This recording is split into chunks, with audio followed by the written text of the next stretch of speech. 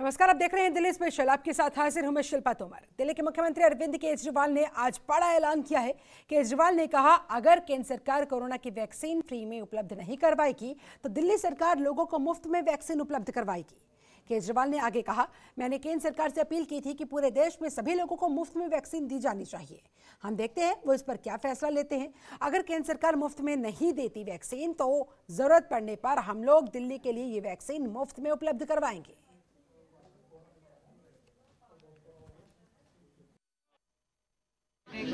Appeal की थी केंद्र सरकार से। मैंने अपील की थी कि हमारा देश बहुत गरीब है और इस तरह की महामारी 100 साल में पहली बार आई है। पहले इसके 1918 में इस तरह की महामारी आई थी। 100 साल के बाद इस तरह की महामारी आई है और बहुत सारे लोग हैं जो हो सकता है इसको अफोर्ड ना कर पाएँ। तो मेरी अपील थी केंद्र सरकार से कि पूरे देश में सभी लोगों को ये वैक्सीन मुफ्त उपलब्ध कराई जाए। तो हम देखते हैं कि केंद्र सरकार क्या करती है और अगर ज़रूरत पड़ेगी और तो दिल्ली के लोगों के लिए अगर ज़रूरत पड़ेगी, केंद्र सरकार अगर नहीं करेगी तो दिल्ली के लोगों के लिए फिर हम उसको फ्री में अवेलेबल। वहीं मुख्यमंत्री अरविंद केजरीवाल ने आज कोरोना वॉरियर डॉक्टर हितेश के परिजनों से मुलाकात कर उन्हें 1 करोड़ रुपए का चेक प्रदान किया। सीएम ने डॉक्टर हितेश के परिवार को सांत्वना दी, ये भरोसा दिलाया कि सरकार हर घड़ी उनके साथ खड़ी है। ये रिपोर्ट देखिए।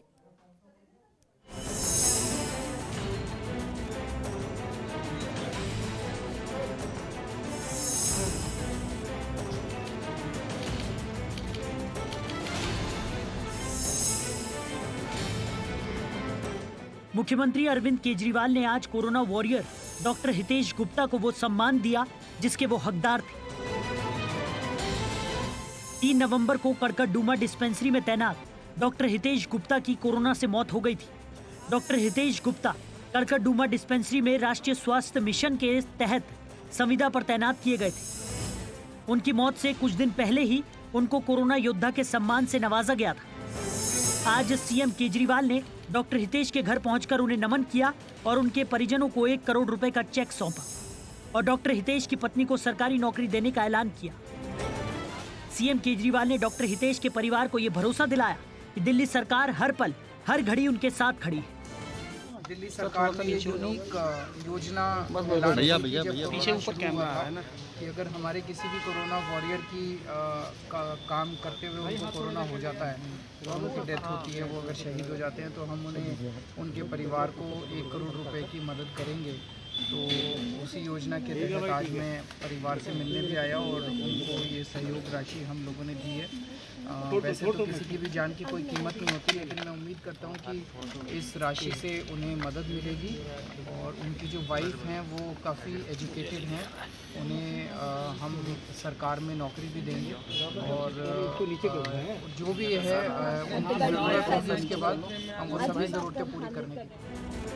डॉक्टर हितेश की पत्नी ने आर्थिक मदद देने के लिए मुख्यमंत्री अरविंद केजरीवाल का शुक्रिया अदा किया, लेकिन उन्हें इस बात का अफसोस है कि काश वैक्सीन अगर थोड़े वक्त पहले आ जाती तो शायद उनके पति आज जिंदा होते।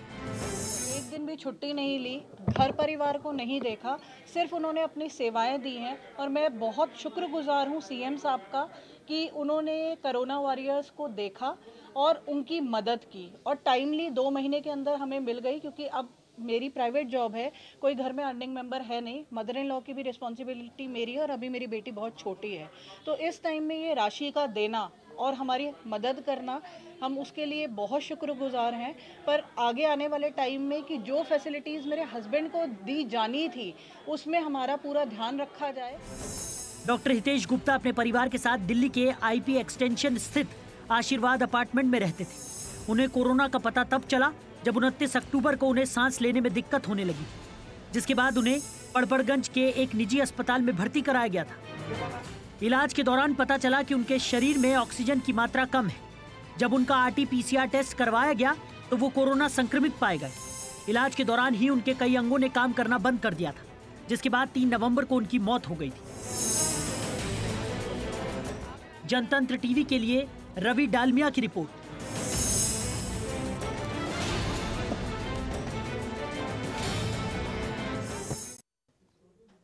वहीं वहीं किसान आंदोलन को 49 दिन हो गए हैं। किसान अपनी मांगों को लेकर डटे हुए हैं। किसानों के इस बढ़ते हुए आंदोलन को देखते हुए बदरपुर बॉर्डर पर बड़ी संख्या में सुरक्षा बलों को तैनात कर दिया गया।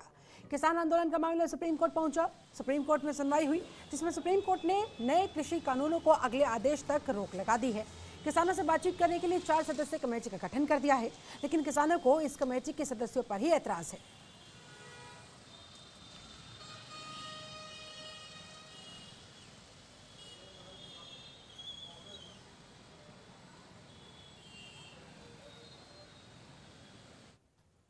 वहीं तीनों कृषि कानूनों को लेकर सुप्रीम कोर्ट की तरफ से 4 सदस्यीय कमेटी को लेकर भारतीय किसान संघ नाराज है। उसका मानना है कि इतने बड़े देश में तमाम समस्याएं हैं जिसको सिर्फ 4 लोग बैठकर ही हल नहीं कर सकते।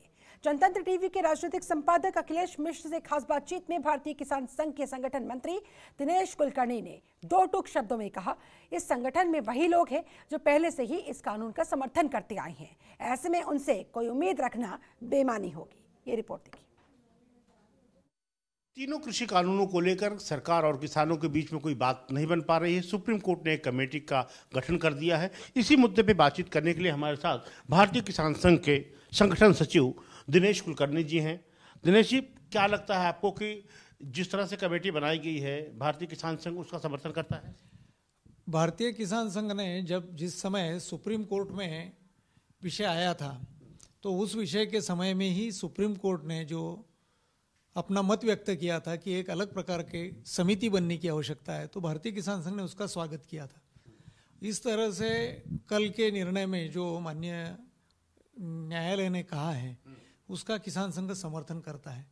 मगर उस समय उच्चतम न्यायालय ने ये भी संकेत किए थे कि इसकी एक निष्पक्ष कमेटी के गठन की आवश्यकता है, विशेषज्ञ उसमें रहने चाहिए, आईसीआर के इकोनॉमिस्ट रहने चाहिए।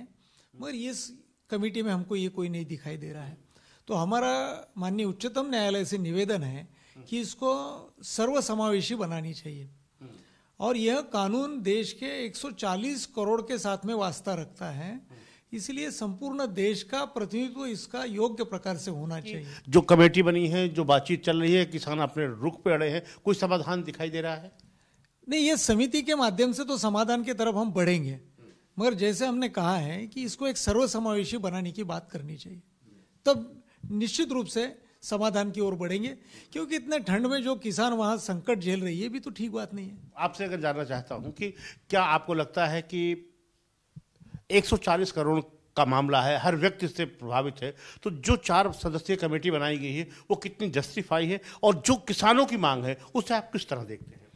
हमारे अखिल भारतीय संगठन मंत्री माननीय श्री दिनेश जी ने जैसा बताया, और मैं उससे पूरी तरह से सहमत हूँ। और ये कमेटी बनाई है, ये तो ठीक है, कमेटी के तो हम लोग भारतीय किसान संघ इसका समर्थन करता है। लेकिन जैसा माननीय जी ने बताया कि इसका थोड़ा व्यापक होना चाहिए।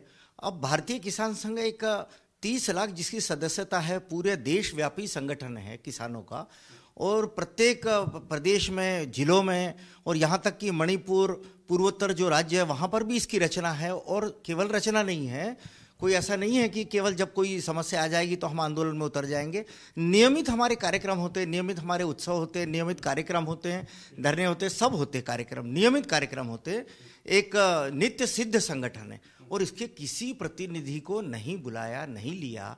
यदि बुलाते तो उससे सुप्रीम कोर्ट को हम ज़्यादा जानकारी दे सकते हैं, क्योंकि हमारा पूरा नेटवर्क पूरे देश में फैला हुआ है। तो भारतीय किसान संघ का साफ तौर पर मानना है कि अगर एमएसपी की समस्या को समाधान हो जाए तो किसानों को बहुत बड़ी समस्या हल हो जाएगी, और इस बात से काफ़ी नाराज है कि जो लोग किसानों की समस्याओं को लेकर दिन रात जूझ रहे हैं उनको कमेटी में शामिल नहीं किया गया। कैमरामैन सेरा के साथ अखिलेश मिश्र, जनतंत्र टीवी, दिल्ली। वहीं नॉर्थ दिल्ली के सबसे बड़े हॉस्पिटल हिंदूराव के सभी कर्मचारी सैलरी न मिलने से पिछले करीब 1 हफ्ते से हड़ताल पर है। कर्मचारियों को करीब पिछले 3-4 महीनों से सैलरी नहीं मिल पाई और अस्पताल के कर्मचारी अब धरने पर बैठे हुए हैं। बता दें, हिंदूराव अस्पताल नॉर्थ दिल्ली नगर निगम का सबसे बड़ा अस्पताल है। इस अस्पताल में 16 तारीख को कोरोना वायरस के टीका लगाने का उद्घाटन भी हुआ था। ये भी बताया जा रहा था इस हॉस्पिटल में कोरोना वायरस के टीके भी लगेंगे, लेकिन सैलरी ना मिलने के कारण करीब 1 हफ्ते से तमाम नर्सिंग और पैरामेडिकल स्टाफ हड़ताल पर बैठे हुए हैं। इनका कहना है, जिस तरीके से किसानों ने पूरी दिल्ली को घेर रखा है, उसी तरीके से जब तक हमें भी सैलरी नहीं मिलती, हम भी हड़ताल से नहीं उठेंगे।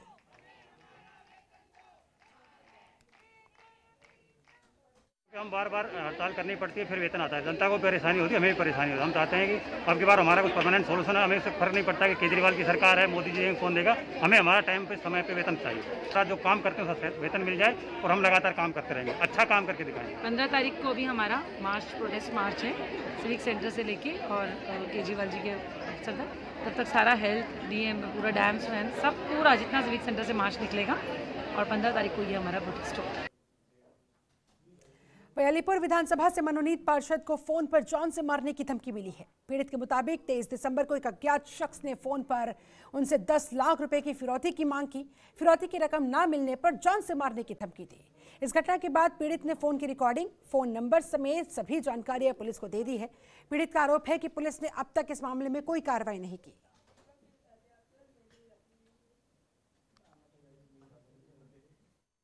राजधानी दिल्ली में बदमाशों के हौसले इस कदर बुलंद हैं कि वो किसी को भी कॉल करके फिरौती मांगने का काम जारी है।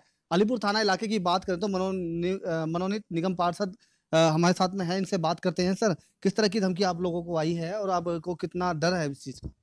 देखिए, मेरे पास पिछले 22 तारीख को दिसंबर के महीने में 12:45-46 के करीब कॉल आई थी कि आप 10 लाख रुपए दें, अन्यथा अंजाम भुगतने के लिए तैयार रहें।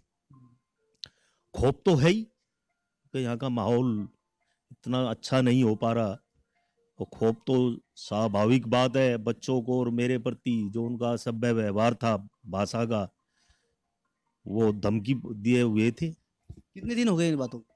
आप आज लगा ले, आज 22-23 दिन हो गए हैं। 22 दिन बीत गए हैं। पुलिस की तरफ से क्या कार्रवाई हुई है अब तक? कितना लग रहा है आपको रिलीज? तरफ से सिर्फ दिलासा मिल रही है। मैंने FIR लिखवा दी थी 23 तारीख को, और गृह मंत्री जी को भी मैंने पत्र व्यवहार करा, ईमेल भी भेजा, पुलिस कमिश्नर को भी मैंने ईमेल किया, अपने राज्यपाल जी को भी ईमेल किया और पत्र व्यवहार किया, लेकिन मुझे नहीं लग रहा कि पुलिस की तरफ से कोई ठोस कार्रवाई हो रही है, सिर्फ दिलासाएं मिल रही हैं। कितने पैसों की उन्होंने फिरौती की मांग की है और परिवार को, और आपको किस तरह की धमकी दी है? 10 लाख रुपए की फिरौती मांगी है मुझसे, और 10 लाख रुपए फिरौती दें, नहीं तो अंजाम भुगतने का तैयारी रखें। प्रशासन की तरफ से क्या कुछ आपको सुरक्षा मिली है? सुरक्षा, क्योंकि अभी आप देख रहे हैं, अब मुझे आप देख रहे हैं, कोई सुरक्षा नहीं मिल रही। अभी अपने खुद स्वयं पे ही चल रहा हूँ। नसीम अहमद, जनतंत्र टीवी, दिल्ली। खबरों के निष्पक्ष विश्लेषण के लिए सब्सक्राइब करें Jantantra TV and press the bell icon. Never miss any update.